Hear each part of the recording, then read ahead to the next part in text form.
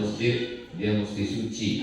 Dia suci dengan berwudu, dia basuh mukanya, tangannya, kepala dia usap, telinga, kaki dia siram, dia bersihkan hati, pakaian, tempat, lalu dia datang menghadap Allah Subhanahu wa ta'ala. Lalu kemudian semua perangkat pengurus masjid jumlahnya 20 orang. 20 itu adalah simbol dari sifat 20 yang disusun dalam akidah Ahlus Sunnah wal Jamaah, wujud, qiyam, baqa, mukhalafatul hawadisi, yang binafsi, wahdaniyah, qudrat, iradat, ilmu, hayat, sama, basar, kalam. Sebelum sampai ke masjid yang megah di atas puncak, turun ke bawah kita akan melihat pemandangan yang begitu indah, maka kita mesti melewati dulu benteng yang pernah masuk dalam Guinness Book of Record, benteng terbesar di dunia. Sampai hari ini satu kecamatan. Saya pernah juga dibawa ke benteng, tapi tinggal puing-puingnya. Hari ini bentengnya masih utuh. Bagaimana 500 tahun yang lalu manusia-manusia bisa membangun benteng begitu kokoh. Hari ini saja orang meletakkan batu pertama sekaligus batu terakhir. Ini bisa dibangun tembok sebesar ini. Kira-kira jadi orang bau-bau, jadi orang Kepulauan Buton bangga atau tidak? Saya bangga akan saya ceritakan kepada anak cucu saya. Aku sudah sampai ke bau-bau di Kepulauan Buton, Kesultanan Buton. Mereka tidak hanya dapat dunia, tapi juga mereka dapat akhirat. Mereka punya istana, mereka punya benteng, tapi mereka tidak lupa membangun masjid. Ada orang yang bangun masjid sampai lupa bangun benteng, akhirnya musuh masuk kebobolan. Sibuk membangun benteng sampai tidak bangun masjid, mereka dapat dua-duanya. Yang lebih parah generasi na'udzubillah, benteng tidak punya, masjid tidak punya. Maka datang kemari anak-anak muda, siap menjaga benteng? Ya. Siap menjaga masjid? Ya. Allahu Akbar. Jangan lupa nikah. Itu juga benteng keimanan. Lalu kemudian lama ngobrol, anak yang berhak, kata adik, kakak, keluarga, saudara kandung berhak. Itu tidak terjadi di Kesultanan Buton. Kenapa? Karena mereka punya satu majelis yang bermusyawarah untuk mengangkat sultan. Artinya apa? Persis ajaran Islam ada yang disebut dengan Ahlul Halli wal Aqdi. Ada kelompok masyarakat yang memilih, yang bermusyawarah berdasarkan firman Allah, wa amruhum syura bainahum. Orang beriman memutuskan. Inggris, kerajaan Belanda masih mengangkat berdasarkan monarki keturunan. Tapi apa yang dilakukan di Kepulauan Buton, di Kesultanan Buton, mereka jauh lebih maju cara berpikirnya daripada yang ada di Eropa. Allahu Akbar. Apa yang membuat cara berpikir itu maju? Karena di sini adalah tempat persinggahan. Orang yang datang dari kerajaan-kerajaan tua, dari Jazirah Arab, dari Yaman, dari Irak, maupun pecahan kerajaan timur yang pernah besar, dari berbagai macam peradaban itu, akhirnya mereka kolaborasi bersama melahirkan sebuah kekuasaan. Dan Masya Allah, tabarakallah, begitu dakwah Islam datang, mereka tidak sombong, mereka tidak angkuh, lebih dulu kerajaannya, baru datang Islam. Ketika para dai datang, mereka tidak menolak, mereka tidak membunuh, mereka menerima. Mereka jauh lebih baik daripada penduduk Taif yang melempar Nabi dengan batu. Yang datang ke Kepulauan Buton bukan Nabi Muhammad SAW. Yang datang adalah pewaris para nabi, al-ulama warasatul anbiya, dan mereka bersyahadat satu pulau, satu negeri mereka menerima dakwah Islam, sehingga kalau sudah disebut orang Buton dapat dipastikan bahwa mereka adalah Muslim dan mereka menerima dakwah asyhadu an la ilaha illallah wa asyhadu anna Muhammadar Rasulullah. Apa yang saya jelaskan ini untuk mengingatkan anak muda, jangan terlena dengan masa lalu. Karena kita punya masa depan. Siapa yang tak pernah punya masa lalu? Lalu untuk apa Ustaz ceritakan masa lalu ini? Ala kamru'un lam ya'rif qadrah. Orang celaka adalah orang yang tidak tahu siapa jati dirinya. Setiap anak buton dia mesti bisa bercerita bahwa kami adalah orang-orang yang punya peradaban, kami punya benteng, kami punya kesultanan, kami punya hukum, kami punya masjid, kami punya kebanggaan. Sampaikan itu ke anak cucu. Yang bisa menulis buku, tulis buku. Belum bisa nulis di buku, update status. Update status sudah ditulis, belum tersebar, isi paket.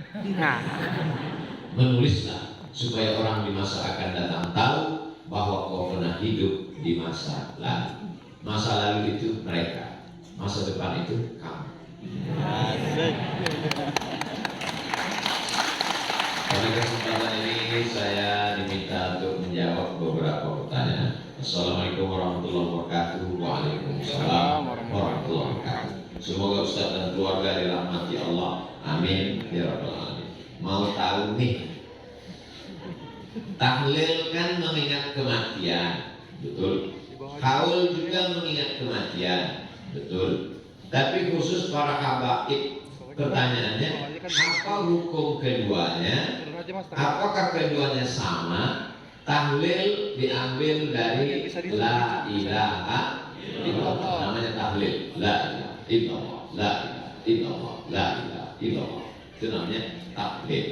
Haul diambil dari hala yahulu haulan. Haul artinya 1 tahun. Makanya membayar zakat mesti ada nisab, berat minimal 85 gram emas, mesti ada haul, artinya sudah dipegang selama 1 tahun. Ada haul, ada nisab. Haul Habib Ali Zainal Abidin itu berarti sudah 1 tahun. Haul yang ke-25 berarti sudah 25 tahun. Apa bedanya dengan tahlil? Sama, isinya sama. Bedanya haul biasanya para habib, ulama besar, dan dalam haul itu biasanya dibacakan manaqib atau biografi. Kalau orang biasa, apa yang mau dibacakan? Dia tidak punya biografi. Lahir, minum kopi, meninggal. Tidak sempat punya sejarah dalam hidupnya. Tapi bukan berarti dia tidak mulia di hadapan Allah. Ini hanya penggunaan istilah. Namanya beda, tapi isinya sama. Biasanya isinya apa?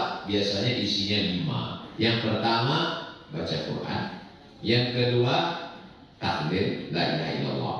Yang ketiga membacakan sejarah yang meninggal. Yang keempat silaturahim. Yang kelima doa. Sekarang kita kaji satu persatu. Yang pertama baca Quran. Apa hukum baca Quran? Baca Quran hukumnya wajib. Maka kalau ada orang meninggal dunia lalu kemudian dia membaca Al-Quran, yang dikirim itu adalah pahala bacaannya. La aqulu alif lam mim harf. Alif lam mim tidak dihitung 1 huruf. Walikulli harfin asyru amsalha. 1 huruf dibalas 10. Jadi kalau ada orang baca Yasin, Yasin berapa huruf? 20. Karena ya 1 huruf, sin 10 huruf, ya 20. Yasin. Kenapa Ustaz selalunya baca Yasin? Al-Baqarah kepanjangan. Yang paling bagus itu sebenarnya bukan baca sepotong-sepotong. Kata Imam An-Nawawi, wa in khatimul Quran. Paling bagus sekhatam Al-Quran. Sanggup 1 khatam 30 juz sendirian, mantap. Tidak sanggup, bagi 1 juz. Banyak Quran yang sudah dibagi 1 juz. Saya waktu ke Makkah umroh, saya beli 30 juz, tapi bisa dibagi 1 juz. Kalau tidak sanggup, baca Yasin. Yasin nggak sanggup, Al-Fatihah. Al-Fatihah pun nggak sanggup, laut dekat.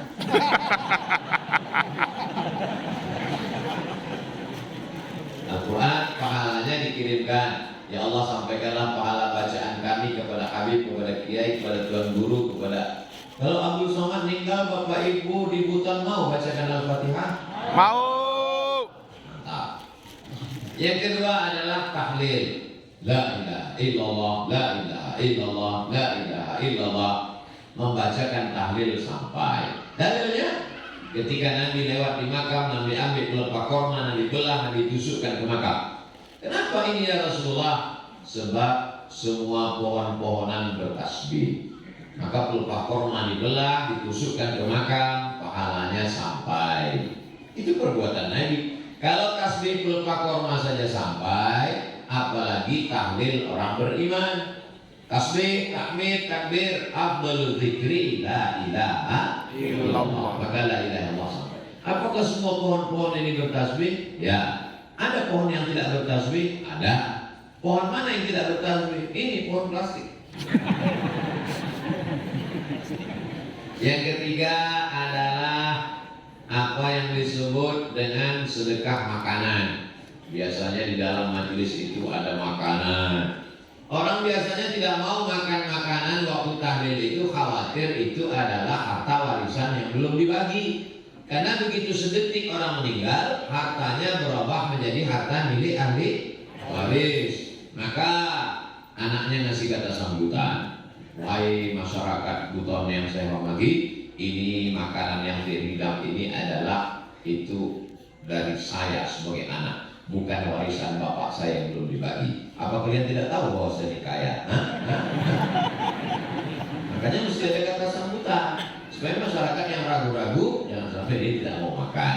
Apa dalilnya sedekah itu sampai? Ummi matas, mak saya meninggal. Apa atas sodak anha? Kalau saya sedekah, apakah pahalanya sampai? Kata Nabi tasodak, sedekah. Itu menunjukkan pahalanya sampai. Ayu sodakatu afdal. Apa sedekah yang paling afdal? Kata Nabi sakil ma, memberi air minum. Kalau air minum saja sampai, apa lagi lapa-lapa?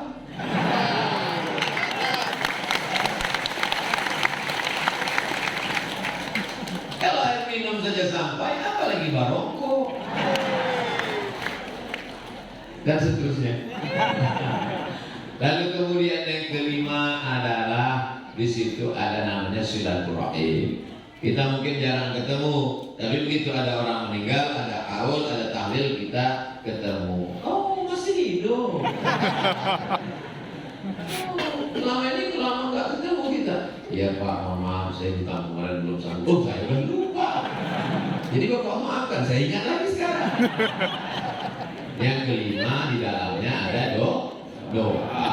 Doa tidak ada istilah bahwa doa sampai. Kalau saya meninggal, Bapak Ibu mendoakan dari Buton, doanya sampai nggak untuk Abu Somad? Insyaallah sampai. Iza matal insan, kalau manusia mati, in qata'a amalu, amalnya putus, illa min salasin, kecuali dari tiga, shadaqatin jariyah, sedekah jariyah, wa ilmin yuntafa'u bih, ilmu yang bermanfaat, waladin salihin yad'ulah, anak yang soleh. Sekarang saya tanya, apakah doa Bapak Ibu sampai ke saya? Insyaallah sampai. Tapi katanya yang sampai cuma tiga. Sekarang saya tanya, apakah doa Bapak Ibu sampai ke Abdul Somad? Insyaallah sampai. Tapi katanya sampai cuma tiga. Maksud dari hadis ini, orang yang meninggal itu nggak bisa beramal lagi. Sebelum meninggal dia sholat duha. Setelah meninggal, kalau dia sholat duha kita lari. Maksudnya amal orang yang meninggal itu putus. Tapi ada amal dia yang masih tetap ngalir. Dia bangun masjid, Sultan bangun masjid. Tadi saya sholat di masjid, pahalanya nyampe ke Sultan. Membangun masjid ini amal Sultan kan? Ya. Kemudian ilmu yuntafa'u bih, ada ustaz ngajar. Setelah ngajar dia meninggal, ajarannya diamalkan muridnya. Sampai atau tak sampai? Sampai. Itu amal dia. Yang ketiga anak. Anak itu amal kita atau tidak? Amal kita. Enggak paham Pak Ustaz?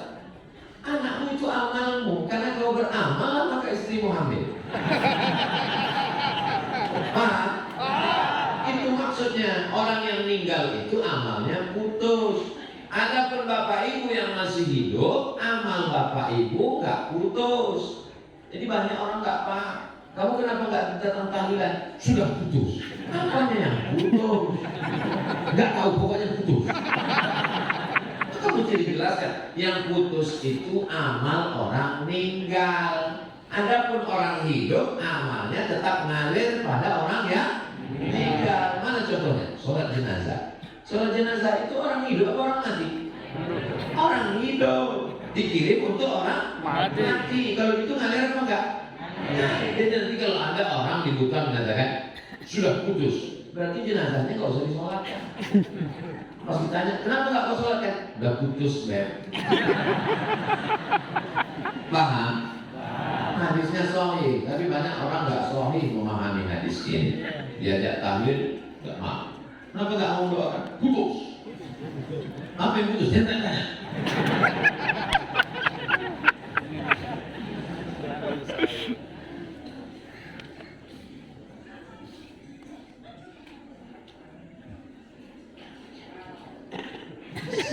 Bagaimana agar kita bisa menjadi pemimpin yang baik dan amanah? Ini namanya tuh Pak Wali.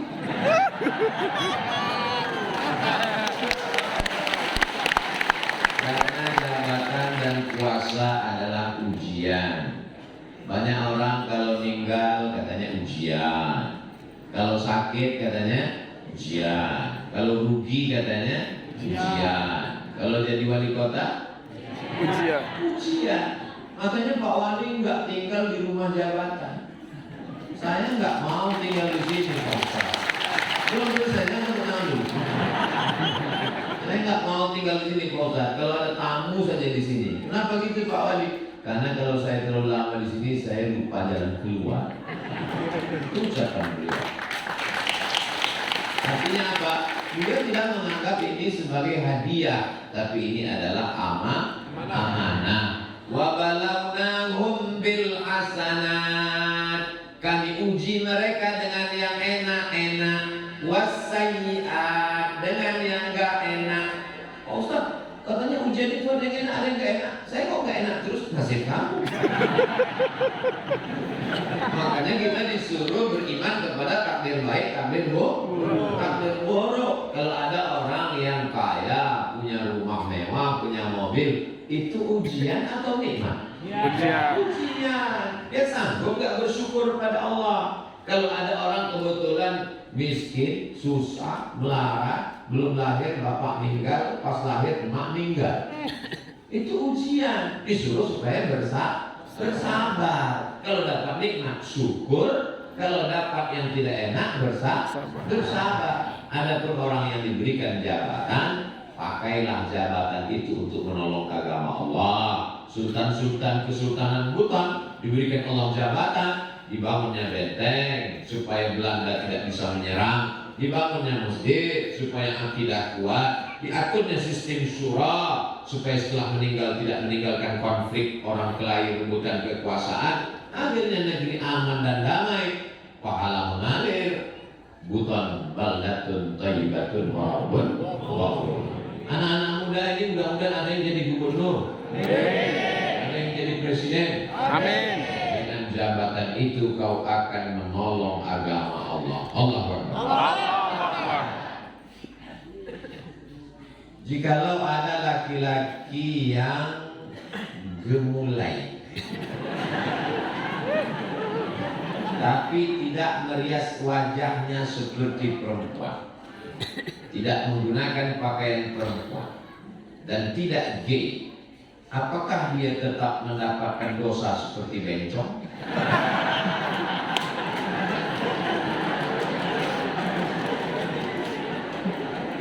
La'anallahul mutasyabbihin minar rijal bin nisa.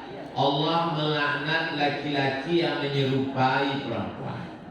Ada langkah sebelum, ada langkah setelah. Pada zaman Nabi ada seorang laki-laki memakai henna. Henna daun pacar. Kalau kami di Riau namanya daun pinai. Kalau di Buton daun apa namanya? Pakirangga. Itu ditumbuk, biasanya dipakai untuk menikah. Di zaman Nabi itu untuk perempuan, laki-laki nggak pakai.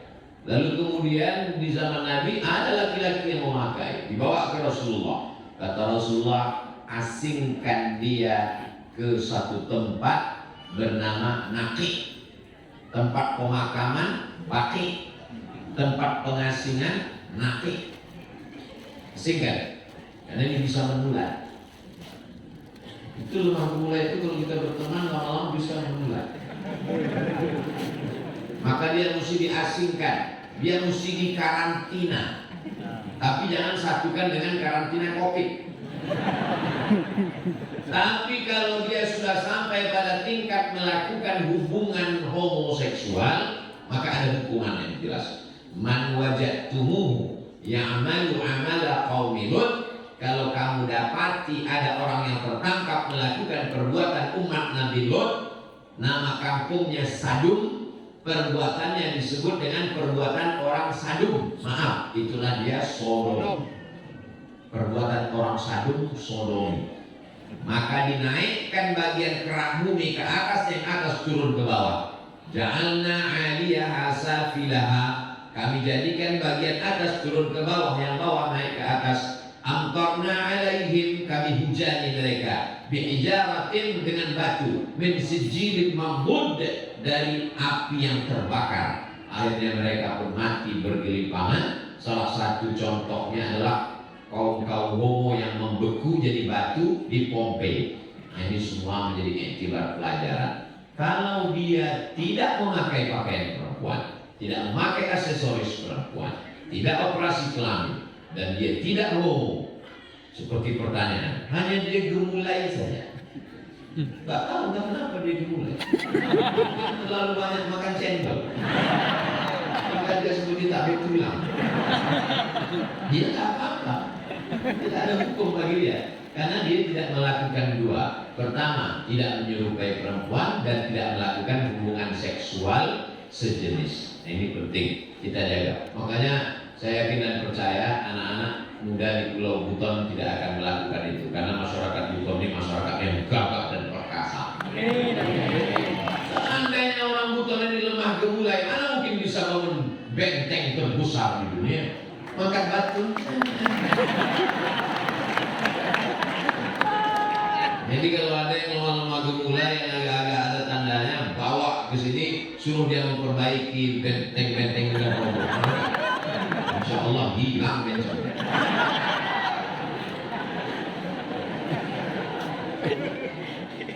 Bagaimana hukumnya anak angkat yang tidak tahu asal usulnya mau menikah? La nikaha illa biwaliyin. Perempuan tidak boleh nikah kecuali dengan wali. Walinya pertama ayah. Kalau nggak ada ayahnya kakek.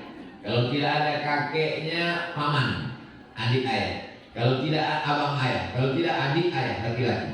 Kalau tidak ada juga berarti yang pertama ayah, yang kedua kakek, yang ketiga abang laki-laki, yang keempat adik laki-laki, yang kelima abang ayah laki-laki, yang keenam adik ayah laki-laki. Kalau tidak ada walinya, dia ditemukan Pak Imam pulang dari masjid, tiba-tiba depan rumah ada kardus, dikasih namanya binti kardus. Maka waktu nikah walinya adalah fasultan waliyun man la waliyalah. Maka yang menikahkannya adalah sultan. Sultan Kesultanan Buton. Sultanlah yang menikahkan. Lalu setelah Kesultanan Buton menggabungkan diri dengan Negara Kesatuan Republik Indonesia 1960, Sultan tidak lagi ada kuasa, maka yang berkuasa adalah presiden. Presiden mengangkat menteri agama. Menteri Agama mengangkat Kanwil Provinsi, Kanwil mengangkat Kemenak Kota, Bau-Bau Kemenak Kota mengangkat Papua. Itulah makanya yang menikahkan itu adalah Papua. Maka tidak ada di Indonesia ini Bukua, karena Papua perempuan tidak bisa menikahkan. Paham? Ini orang mesti mengerti gimana ceritanya kok Papua bisa menikahkan. Itu asal usulnya adalah panjang ceritanya. Mau diulang lagi? Habis waktu, tinggal diulang aja di video channel Ustaz Abu Somad Official. Anak angkat yang tidak tahu asal usulnya akan menikah, anaknya laki-laki, dan bagaimana cara mendoakannya Pak Ustaz? Kalau ada seorang anak laki-laki, dia tidak tahu ayahnya siapa, dia mau menikah, nggak masalah, karena laki-laki tidak perlu wali. Lalu kemudian kalau ada seorang anak, ayahnya tidak tahu dia bagaimana mendoakannya? Maka dia berdoa kepada Allah tetap seperti kita yang ayahnya tahu namanya. Rabbighfirli walidayya warhamhuma kama rabbayani shaghira. Karena dia tak tahu. Jadi kalau dia nanti mau kita doakan, siapa namanya? Nama dia Abdus Somad. Ayahnya kita tidak tahu. Bin Abdillah, anak hamba Allah. Kita mesti Islam bahwa ayahnya itu adalah hamba Allah. Dan di dunia ini, kecuali Nabi Adam dan Nabi Isa, setiap manusia pasti ada ayah dan ibunya. Mohon maaf, ada di Pulau Buton yang nggak ada ayah, nggak ada ibunya. Cuma nggak tahu bahwa mereka ada. Apakah karena kita tidak tahu lalu mereka tidak ada? Kita tidak tahu, tapi mereka ada. Ada satu lagi Pak Ustadz yang nggak ada ayah, nggak ada ibunya. Siapa? Mr. Bean. Mr. Bean fiksi, bukan nyata. Maka tetap doakan ayah ibumu dengan doa Rabbighfirli walidayya warhamhuma kama rabbayani shaghira. Semoga Allah senantiasa memberikan kesehatan dan keselamatan pada Pak Ustaz. Amin. Saya seorang pemuda yang tengah berjuang menuntut ilmu, meraih impian. Saya jatuh hati pada seorang muslimah. Asik.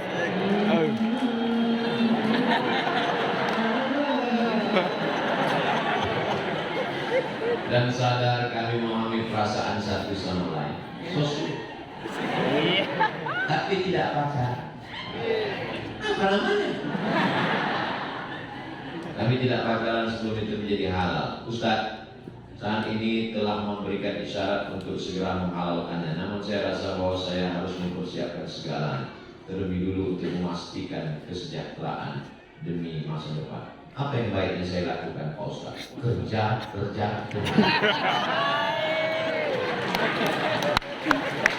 Kumpulkan modal dulu. Nanti setelah cukup, bawa ketua pemuda Bau-Bau Islamic Festival. Jangan datang sendiri, ini kesalahan anak muda. Banyak anak muda ini petantang tenteng, hakim datang ke masalah mertua. Assalamualaikum, hi guys. Tidak diterima. Bawa Pak Wali, oke. Bawa Pak Imam, boleh. Bawa Ustaz, ya bawa saya. Nanti saya yang diterima. Nah, sampaikan niat kami baik, Pak. Niat kami ini baik supaya kami silaturahim ini tidak hanya sebatas bertetangga, berteman satu kota Bau-Bau, tapi lebih dekat daripada itu. Saya selama ini manggil Bapak kan Bapak, saya ingin manggil Ayah. Rebutlah tepat di hatinya, dia akan jadi milikmu. Amin. Jangan lupa doa, jangan hanya sekedar usaha. Jangan mentang-mentang sudah merantau jauh di Jakarta, Bandung, Surabaya, pulang ke Bau-Bau, bawa mobil mewah, bawa emas, begitu datang, Assalamualaikum Pak, salam pulut, cipika-cipiki, maksudnya mau Minang. Dia baru aja angkat hati. Itu rasanya melihat pantai laut Bau-Bau seperti permadani yang terhampar. Ingat, bunga bukan setangkai, kumbang bukan saya. Asik. Patah tumbuh hilang berganti, hilang satu tumbuh sih. Semangat dulu.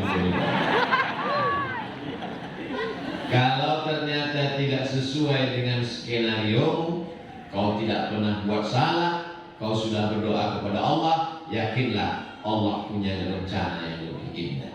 Amin. Boleh untuk ambil status yang nanti. Mudah-mudahan adik-adik dipertemukan dengan orang yang baik-baik. Assalamualaikum warahmatullahi wabarakatuh. Ada pertanyaan. Kaum hawa, maaf, yang sedang halangan tidak boleh tadarus. Karena pemahaman saya selama ini keliru, saya tidak bisa. Perempuan yang sedang halangan, menurut 4 mazhab paling tua Imam Hanafi, nomor 2 Imam Maliki, nomor 3 Imam Syafi'i, nomor 4 Imam Hambali, maka dia tidak boleh baca Quran kecuali 2. Yang pertama, guru. Jadi kalau ada adik-adik, ibu-ibu yang jadi guru di sekolah, kebetulan mata pelajaran tajwid atau Al-Quran, tafsir, dia boleh ngajar tapi bacanya putus-putus. Ya ayyuha alladzina amanu kutiba alaikumus shiyam. Jangan nyambung. Yang kedua, yang hafal Quran kan mesti ngulang hafalannya satu hari 2 juz. Kalau dia halangan 7 hari berarti 14 juz hilang. Maka dia boleh ngulang hafalannya an zahri qalbin, mulutnya diam, ngulangnya dalam hati.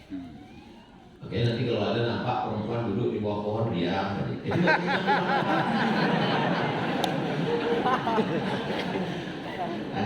Ada yang hafal Quran ya? Enggak. Itu tadi diam, nunggu kamu.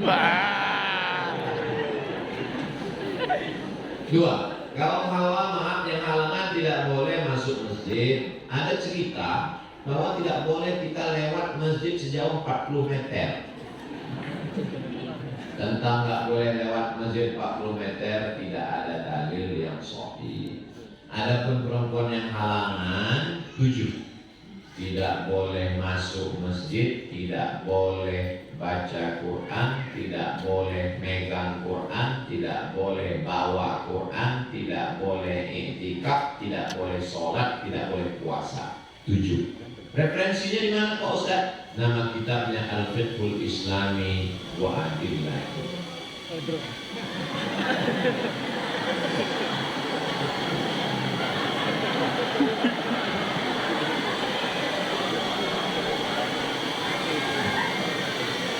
Sallallahu ala Muhammad. Sallallahu alaihi wasallam. Sallallahu ala Muhammad. Sallallahu alaihi wasallam. Ya Nabi salam alaika, ya Rasul salam alaika, ya Habib salam alaika, salawatullah alaika. Itu drumnya bunyi drum, buat drum dikasih minyak goreng. Assalamualaikum warahmatullahi wabarakatuh Ustaz. Waalaikumsalam. Tentang kesaksian dalam surat Al-Baqarah ayat 143 dan surat Al-Hajj ayat 78, Nabi akan menjadi saksi atas perbuatan umatnya. Sedangkan kita sebagai umat Nabi menjadi saksi terhadap segenap manusia. Wa qul i'malu, beramallah. Fasayarallahu amalakum, Allah akan melihat perbuatan kamu. Wa rasuluhu, Rasul akan menyaksikan perbuatan kamu. Lalu kemudian nanti semua orang akan dikumpulkan di padang mahsyar. Lalu kemudian Allah SWT mengatakan dalam Al-Quran, Ji'na bika alaihim syahida. Nanti engkau Muhammad SAW akan menjadi saksi bagi seluruh umat. Nabi Muhammad menjadi saksi bagi seluruh umat, dan kita menjadi saksi untuk umat-umat. Pertanyaan, bagaimana mungkin kita sebagai umat Nabi Muhammad akan menjadi saksi terhadap seluruh manusia? Kok bisa kita sebagai saksi? Sebagai saksi apa? Lalu kemudian kita pun dipanggil sebagai saksi di pengadilan. Kepada Bapak A, saksi tersumpah, wallahi demi Allah, tallahi demi Allah, billahi demi Allah. Apakah Anda bersaksi? Saya siap bersaksi bahwa orang ini pernah mencuri. Saya pernah bersaksi bahwa orang ini pernah mencuri. Apakah kamu melihat? Enggak. Tidak bisa jadi saksi. Bagaimana mungkin Nabi Muhammad menjadi saksi? Ji'na bika ala haula'i syahida. Engkau menjadi saksi karena Nabi Muhammad SAW sudah ada sebelum Nabi Adam. Ada Idris, Nuh, Soleh. Nabi Muhammad kan terakhir Ustaz. Kok bisa Nabi Muhammad duluan? Waktu Nabi Adam diciptakan, Nabi Adam makan buah kuldi. dia bertobat, berdoa. Doa paling tua doa Nabi Adam. Rabbana zalamna anfusana wa illam taghfir lana wa tarhamna lanakunanna minal khasirin. Setelah itu Nabi Adam berdoa, Allahumma inni as'aluka bihaqqi Nabi Muhammad an taghfir li. Ya Allah, berkat Nabi Muhammad, ampunkan dosaku. Nabi Adam berdoa kepada Allah menyebut nama Nabi Muhammad. Allah bertanya bukan karena Allah tidak tahu, Allah Maha tahu. Adam, iya, dari mana kau tahu Muhammad? Kata Nabi Adam, lama khalaqtani, ketika kau ciptakan aku, rafa'tu ra'si, nafaqta fihi ruhi. Ini tanah, lalu ditiupkan Allah ruh ke dalam tanah, lalu tanah itu pun hidup menjadi Adam, lalu aku pun membuka mataku, kata Nabi Adam. Ketika aku buka mataku, tertulis di tiang arsy Allah, di sampingnya ada kata Muhammad. Aku tidak tahu Muhammad itu siapa, tapi aku yakin namanya bisa bersanding dengan namamu ya Allah. Pasti dia nama makhlukmu yang paling kau cipta. Allahumma shalli ala sayyidina Muhammad. Nabi Muhammad SAW akan menjadi saksi terhadap nabi-nabi yang lain, bahwa nabi-nabi itu sudah melaksanakan tugasnya. Itu dalil bahwa Nabi Muhammad akan menjadi saksi. Nah, bagaimana dengan kita? Kita ini kan datang di akhir zaman. Kok bisa-bisanya kita nanti akan menjadi saksi? Sebab kitab yang terakhir diturunkan ke kita warisi dari Nabi Muhammad SAW adalah edisi terakhir dari Zabur, Taurat, Injil. Kalau di dalam kitab sebelumnya hanya ada kisah-kisah, pujian-pujian dan doa-doa, maka di dalam Al-Quran ada kisah, ada pujian, ada doa, ada hukum. Wa tammat kalimatu rabbika sidqa. Al-yawma akmaltu lakum dinakum wa atmamtu alaikum ni'mati wa raditu lakumul Islam dinan. Maka walaupun kita datang terakhir, tapi yang pertama masuk surga adalah umat Nabi Muhammad SAW. Kitab yang paling sempurna dan umur yang paling panjang. Walaupun umur umat Nabi Nuh meninggal 950 tahun. Bayangkan itu, kalau sekarang berapa kali ganti KTP. Tapi umur kita bisa lebih panjang daripada itu. Dari mana? Setiap 1 tahun dapat 83 tahun. Lailatul Qadri khairum min alfi syahr. Jadi kalau 10 tahun dia hidup, maka dapat 830 tahun.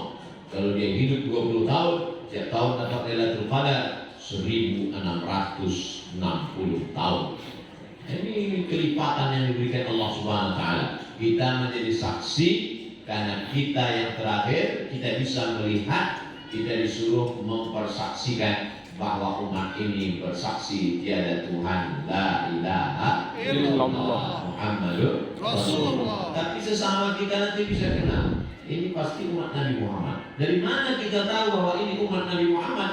Ghurril muhajjalin, bekas-bekas wuduknya bercahaya, wajahnya bercahaya, tangannya bercahaya, rambutnya bercahaya, telinganya bercahaya, kakinya bercahaya. Nanti pas di padang mahsyar nggak ada yang pakai seragam konflik. Dari mana kita tahu bahwa ini? Ketika dia nanti bercahaya bekas wuduknya, nah berarti ini semakin lama dia mempertahankan wuduknya nggak batal, makin terang cahaya. Nanti tiba-tiba ketemu 5 orang. Ini yang wuduknya cuma Jumat aja. Tiba-tiba ketemu cahayanya terang benderang. Ini adalah satu geng dengan kita. Ini umat Nabi Muhammad SAW. Begitulah Allah memuliakan ini. Tapi nanti ada orang sudah bercahaya dekat dengan Nabi Muhammad. Inilah orang yang banyak bersolawat. Allahumma sholli ala sayyidina Muhammad. Aqrabu majlisan, orang yang paling dekat majlisnya. Wajahnya bercahaya, lalu kemudian tiba-tiba dia nanti ada tenda. Ada tenda di bawahnya. Semuanya kepanasan, tapi orang ini dapat tenda, dapat akar, ada baruganya di padang mahsyar. Ini siapa? Inilah umat Nabi Muhammad. Kullu mri'in tahta zilli shadaqati. Orang yang bernaung di bawah sedekah. Jadi yang dari malam itu ada yang bersedekah sampai 25 juta, 26 juta. itu 26 juta mungkin barukannya bisa dilakukan. Ada yang 500.000 itu tenda biru plastik. Ada 15.000 itu koran. Gak usah kita teruskan, kasihan. Nah, jadi kita nanti punya kelebihan dan ketika itu nanti yang pertama masuk ke dalam surga adalah umat Nabi Muhammad. Kenapa? Kenapa umat Nabi Muhammad? Karena ketika panas terik di padang mahsyar, udah nggak tahan lagi mereka menghadap ke Nabi Adam. Adam, tolonglah menghadap Allah, kami kepanasan udah nggak tahan ini. Kata Nabi Adam, aku maju sama Allah. Ketika disuruh jangan dekati pohon kuldi, aku malah makan buah kuldi, nggak sanggup menghadap Allah. Mereka datang ke Nabi Nuh. Nabi Nuh tolong, kata Nabi Nuh, aku malu. Anakku kan anak wajah naik perahu, nggak mau. Ya bunayya rkab ma'ana. Wahai anakku, mari naik ke atas perahu. Anaknya Kan'an nggak mau. Aku malu kepada Allah. Mereka datang kepada Nabi Musa, mereka datang kepada Nabi Ibrahim, mereka datang kepada Nabi Isa. Kata Nabi Isa, aku malu. Setelah aku diangkat, mereka menyembah aku, kata Nabi Isa. Akhirnya mereka datang kepada Sayyidina wa Maulana wa Syafi'ina wa Zufrina wa Qurrati A'yunina Muhammad. Maka dia, itu yang disebut dengan syafaat uzma, syafaat paling besar. Maka karena dia yang mampu menghadap Allah, maka umat dia duluan yang akan masuk ke dalam surga. Wasiqal ladzina taqaw rabbahum ilal jannati zumara.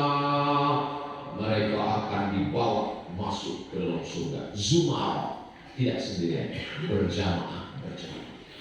Jadi masuk surga itu tidak sendirian, berjamaah. Bagaimana dengan yang jomblo? Mereka pun punya jamaah juga. Namanya jamaah jombloan sejati. Masuk mereka ke dalam surga, dipanggillah berjamaah. Jamaah Kesultanan Buton. Wah, tiba-tiba ada semua di dalam. Ini bukan orang. Ini bukan orang. Buton kok bisa di sini? Aku kemarin tauhid masuk. Itulah gunanya kita berjamaah dengan orang-orang baik, supaya kita disatukan bersama orang baik, supaya kita bersama dengan orang baik, bersama di Pulau Buton, bersama di Bau-Bau, bersama di surga. Orang kalau sudah masuk surga itu, dia lihat kiri, lihat kanan, lihat depan, lihat belakang. Yang pertama dia tanya adalah orang yang paling dia cinta. Orang Bau-Bau kalau sampai masuk surga, yang pertama dia tanya sama malaikat, Ustaz Somad mana? Kata malaikat, di ruang VIP.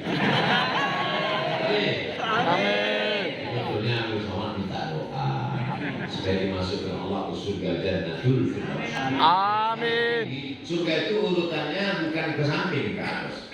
Yang paling tinggi itu Jannatul Firdaus. Kata Nabi, idza da'awtumullaha fas'aluhul firdaus. Kalau berdoa kepada Allah, minta Allah surga yang tertinggi, Jannatul Firdaus. Bahasa Arabnya Firdaus. Orang Barat menyebutnya paradise. Firdaus. Makanya disebut Al-Firdausil A'la, Firdaus yang tertinggi. Jadi doa itu minta yang tertinggi.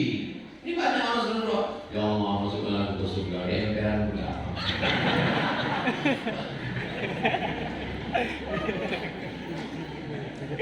Terima kasih kami ucapkan kepada Pak Ustadz beserta rombongan yang sudah mau berkunjung ke kota Bau-Bau, dan kami minta maaf apabila ini pertanyaan kata-kata sambutan. Maaf apabila penyambutan kami terhadap Pak Ustadz di kota kami tidak semeriah di kota-kota lainnya. Meriahnya luar biasa. Allahu Akbar. Nama saya tak saya sebutkan nama, menjaga kode etik jurnalistik. Hal lain tidak dikehendaki.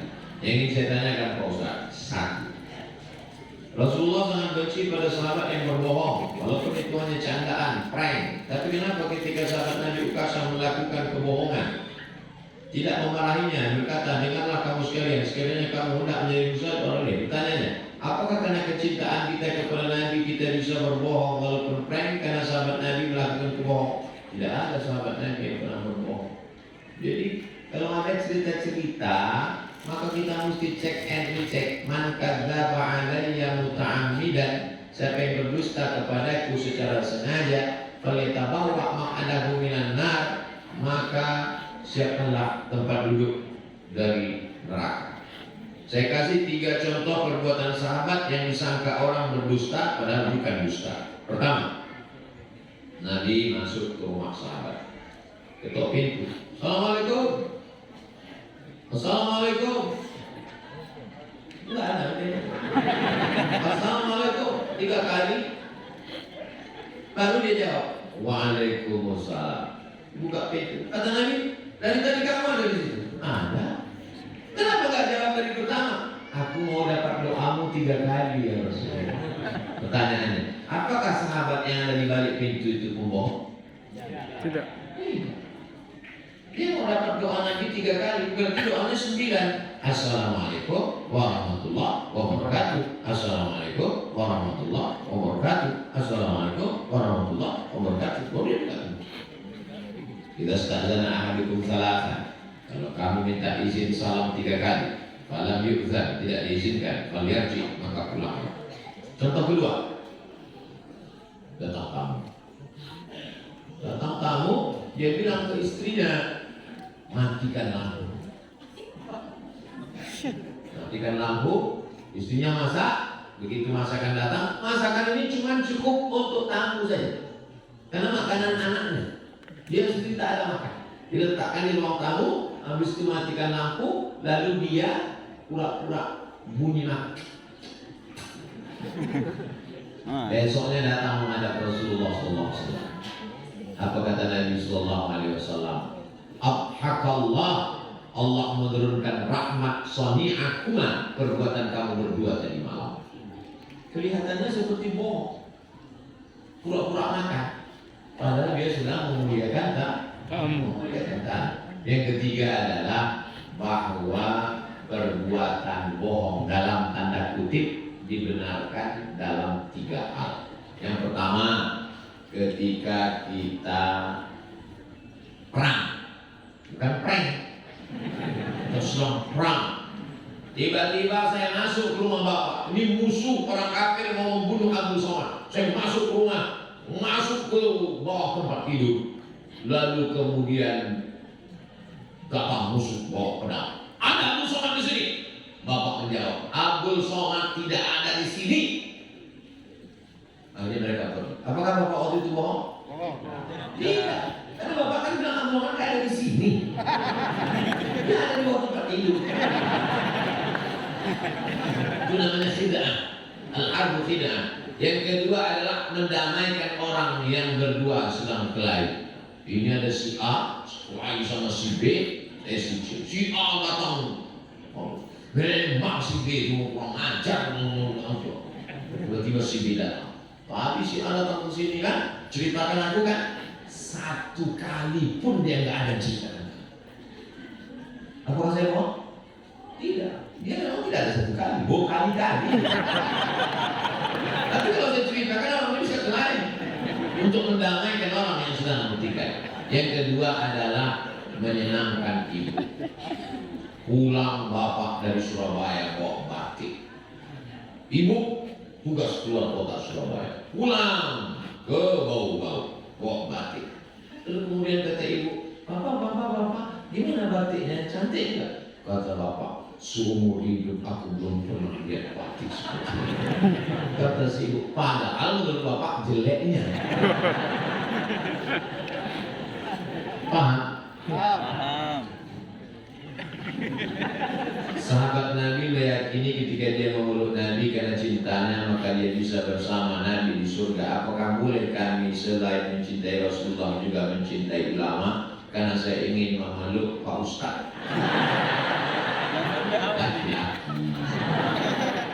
Mencium tangan Pak Ustaz seraya memohon barokah dari Allah, meminta doanya semoga anak saya Abu Bakar bin Husain dan Hania menjadi anak yang soleh dan soleh. Amin. Riwayat tentang Ukasah masih diperselisihkan. Jadi ceritanya itu ketika Rasulullah SAW mengatakan Man kuntu jalatu lahu dhahran, siapa yang pundaknya pernah aku cambuk, siapa yang pundaknya pernah aku cambuk, cambuk. Awas. Siapa di antara kalian yang pundaknya pernah aku cambuk, cambuk. Sahabat mengatakan, semua sahabat bertunduk. Semua bertunduk mengatakan, karena mereka tidak, siapa yang sanggup membalas Nabi. Lalu kemudian berdiri satu orang, saya. Oh, sahabat yang lain sudah siapkan pedang, hancur kepalanya Rasulullah. Biar ambilkan cambuk, beri ke dia, biar dia cambuk saya. Nabi tidak mau dibalas di akhirat, lebih baik dibalas di dunia. Beri dia cambuk, biar dia cambuk saya. Kata dia, cambuknya mesti cambuk yang pernah kau pakai waktu mencambuk saya, biar sakitnya sama. Cambuknya ada di rumah Sayyidatina Fatimah. Maka sahabat mengambil cambuk. Ini silakan cambuk. Kata dia, waktu engkau mencambuk aku, waktu itu aku tidak pakai baju. Maka biar sama, maka Rasul mesti dipakai. Biar jangan kena ke baju coba, biar langsung ke kulit, biar sakitnya sama. Sahabat udah gerak kita hancur kepala. Lalu kemudian cambuklah, dia sudah mendekat. Lalu kemudian dia peluk Rasulullah. Dia peluk tubuh Nabi. Dia ingin, kata dia, kulitku yang hina ini bisa menempel ke kulit Nabi Muhammad. Karena aku tidak yakin, karena aku orang berkulit hitam, aku bukan bangsawan, aku tidak yakin aku bersama. Dalam hadis lain dikatakan Nabi, almarhum ma'aman ahab, orang akan bersama dengan siapa yang dia cinta. Mudah-mudahan kecintaan kita juga akan membuat kita bisa bersama dengan Rasulullah. Tentang status hadis ini masih diikhtilafkan di antara ulama. Ada yang mengatakan ada yang mengatakan tidak. Terlepas dari itu semua, bahwa isinya bercerita tentang cinta dan bagaimana cara dia meraih cinta Rasulullah SAW. Wallahu a'lam. Itu yang dapat saya sampaikan. Ini kertas, ada kertas.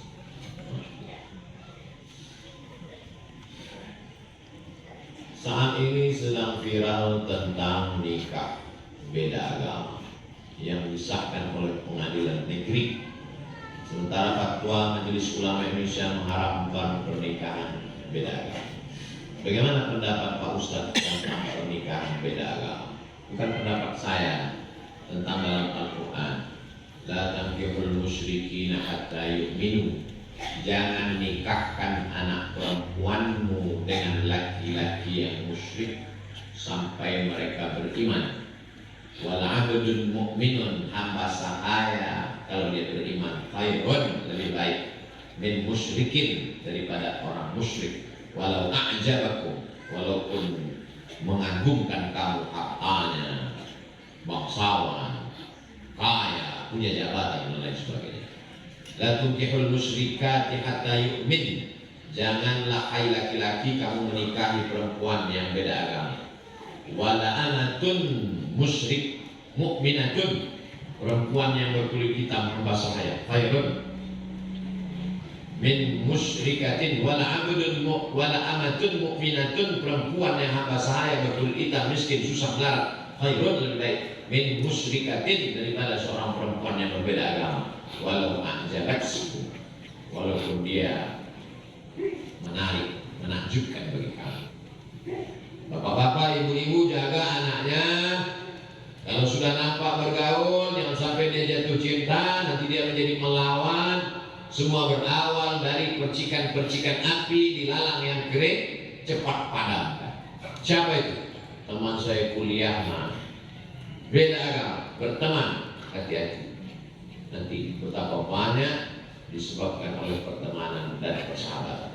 Bergaul, berteman, tak masalah. Tapi kalau sudah sampai pada pernikahan, na'udzubillah. True story, kisah nyata.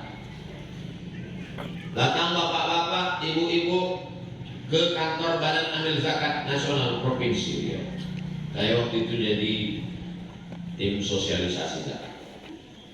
Assalamualaikum Pak Ustadz, Waalaikumsalam. Saya mau nanya masalah agama, apa masalahnya? Ustadz Somad nggak usah ikut sidang dulu. Kenapa? Ini ada 2 orang yang mau konsultasi agama. Ada apa Bapak Ibu? Nangis dua-dua. Ada apa Pak? Makin kuat. Dia bilang, kalau Bapak Ibu nangis, jadi saya nangis juga. Apa masalahnya? 5 orang sekali murtad Pak Ustaz. Duh, gimana ceritanya? Anak gadis saya nikah, ini pura-pura masuk Islam. Setelah anak 3, dia murtad. Anak saya takut gak makan. Anaknya 3 dibawa. Anak, menantu, cucu. Saya nggak bisa bicara kuat karena ini orang udah tua-tua, 70 tahun. Kalau sumpah saya katakan, mengapa? Saya takutnya meninggal. Akhirnya saya bilang, ibu bapak doakan pulanglah ke rumah. Karena nasi sudah jadi bubur. Ayam. Sudah 5 orang murtad, bapak ibu masih cerita bubur juga lagi. Jaga anak keturunan kita, jaga. Lihatlah berapa banyak artis-artis yang murtad karena pernikahan, karena pacaran, karena pergaulan. Allah akan menjaga bumi kepulauan Buton ini. Masukkan anak-anak dengan komunitas dakwah. Bau-bau hijrah festival ini membangkitkan semangat. Masya Allah, para alim ulama, tokoh-tokoh masyarakat datang kemari. Tidak sampai berbulan-bulan. Pekan lalu ada ustaz, pekan lalu ada ustaz. Semangatkan terus dakwah supaya terjadi akidahnya insyaallah. Apa hukum orang yang nikah berbeda agama, tinggal satu rumah sebagai pasangan suami istri, maka selama itu dia berzina. Kalau satu hari dia hubungan kelaminnya 3 kali, 3 kali berzina. Berzina pagi, berzina siang, berzina sore, macam makan obat. Zina. Sampai akhirnya dia mati, maka dia mati. Kalau dia tidak murtad, maka dia pelaku dosa besar, neraka jahanam. Kalau sampai dia murtad, maka dia tidak diterima. Wa may yabtaghi ghairal Islam, siapa yang tidak Islam, falan yuqbala minhu, dia tak akan diterima Allah. Wa huwa fil akhirati minal khasirin, di akhirat termasuk orang yang rugi. Maka bertaubatlah kepada Allah SWT. Tapi kemudian setelah anaknya besar, dia sadar, dia taubat, lalu kemudian dia bersyahadat, balik ke Islam, diterima. Lalu kemudian dia tidak pernah murtad, hanya sekedar berzina, dia tinggalkan istrinya yang tak Islam atau dibawanya masuk Islam. At-taibu minadz dzambi kama la dzambalah. Orang yang bertaubat sama seperti tak berdosa. Dia ajak istrinya masuk Islam, anaknya semua masuk Islam. Oh, bagus sekali. Mu'allaq semuanya, ulang dari nol. Yang ulang dari nol itu 2, mu'allaq sama pom bensin Pertamina. Ulang dari nol ya Pak. Tapi yang dimuliakan Allah Subhanahu wa Ta'ala. Yang pertama kali yang paling penting adalah aqidah. Orang sejak zaman dulu di benteng Kesultanan Buton yang paling dipentingkan pertama kali adalah akidah. Dari mana Ustaz tahu akidah? Karena masjidnya dibuat pengurus simbol kelembagaan masjid 20 orang. Karena akidah Ahlus Sunnah wal Jamaah 20 wujud, tidak baqa, mukhalafahul hawadits, yang binafsihi, wahdaniyah, qudrat, iradat, ilmun, ayat, sama, basar, kaaf, sifat 20. Itu menunjukkan mereka sultan-sultan dulu, mufti-mufti dulu, ulama-ulama dulu, nenek moyang orang kepulauan Kesultanan Buton. Yang pertama kali mereka pentingkan adalah akidah. Tidak Islam, akidah Ahlus Sunnah wal Jamaah. Mudah-mudahan kita sampai anak cucu kita sampai hari kiamat tetap berakidah la ilaha illallah Muhammadur Rasulullah. Wallahu.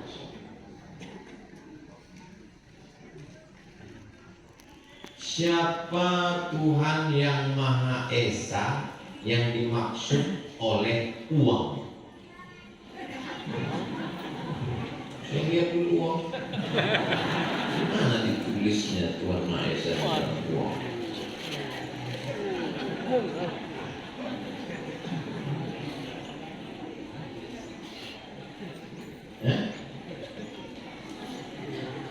Dengan rahmat Tuhan yang Maha Esa. Siapa yang dimaksudnya di situ? Penjelasan dari Pancasila, sila pertama ketuhanan yang Maha Esa, ada di dalam preambul pembukaan Undang-Undang Dasar 1945 atas berkat rahmat Allah yang Maha Kuasa dan keinginan luhur bangsa Indonesia dengan ini menyatakan kemerdekaannya. Tuhan Maha Esa dalam Pancasila itu penjelasannya adalah Allah dalam pembukaan Undang-Undang Dasar 1945. Dalilnya adalah Qul huwallahu ahad. Jelas? Yang enggak jelas berarti belum sarapan. Jika ia adalah Allah yang Maha Kuasa sebagaimana dalam pembukaan 1945 dalam alinea yang ketiga, maka bagaimana mungkin Tuhan dijadikan dasar pengeluaran uang sedangkan dikelola oleh sistem fractional reserve atau sistem riba oleh bank lalu beredar ke masyarakat mengikuti kontrol sistem tersebut. Bagaimana Muslim menggunakan uang-uang tersebut? Begini ceritanya. Dulu yang dijadikan sebagai alat tukar menukar tidak ada uang, tapi pakai sistem barter. Barter kok terserah mau barter. Saya orang pantai punya ikan, tapi saya tidak bisa menanam padi. Orang gunung menanam padi, maka kami ketemu antara ikan dan padi. Padi di gunung, ikan di pantai, bertemu di dapur juga. Akhirnya kita pun barter, ini ikan, ini padi. Begitulah nenek moyang kita dulu. Sampai akhirnya datang Islam. Islam membawa uang emas namanya dinar, uang perak namanya dirham. Akhirnya pun kita tukar menukar. Lihatlah koin-koin emas yang ditemukan digali di tanah, koinnya tertulis la ilaha illallah Muhammad Rasulullah. Dengan perubahan zaman, maka lalu kemudian terjadi perubahan. Emas tidak lagi beredar di tengah jalan, kecuali Mas Parno,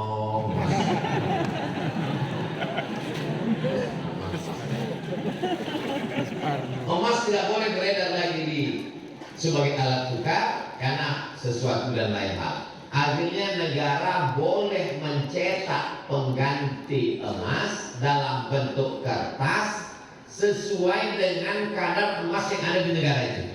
Jadi kalau Kesultanan Buton punya emas 1 ton, emas 1 ton itu tidak boleh beredar keluar dalam bentuk mata uang, maka untuk menggantikan emas yang ada beredar itu dicetaklah uang kertas untuk sebagai nilai ganti terhadap emas. Paham? Jadi kalau 1 gram emas itu sekarang 1 juta sekian, tapi karena kita udah lama kenal 1 juta aja. Kebetulan di rumah saya ada uang 10 juta, maka saya boleh mengeluarkan uang sebanyak 10 lembar, per lembarnya 1 juta. Sebetulnya nilai kertas itu tidak ada, tapi dia sebagai pengganti uang yang ada di dalam brankas saya sebagai nilai ganti. Sampai akhirnya Amerika mencetak kertas lebih banyak daripada emas yang ada di Amerika. Kertasnya lebih banyak. Tapi karena dia negara adikuasa, akhirnya yang dipakai yang salah. Walaupun Amerika itu salah, tapi karena dia kuasa, aja dia yang ikut. Akhirnya negara boleh mencetak kertas sebagai ganti emas. Ini cerita tentang sejarah duit kertas. Saya sudah ceritakan dari 3 fase, dari mulai barter, naik ke emas, emas diganti dengan kertas sesuai kadar, sampai pada level yang keempat, kertas dicetak walaupun nggak ada emasnya. Lalu kemudian yang nanya ini nggak setuju. Nggak setuju dia kalau kertas ini sebagai nilai tukar. Lalu kemudian kalau tidak setuju kertas sebagai nilai tukar, lalu kamu mau pakai daun. Kertas ini sebagai nilai tukar.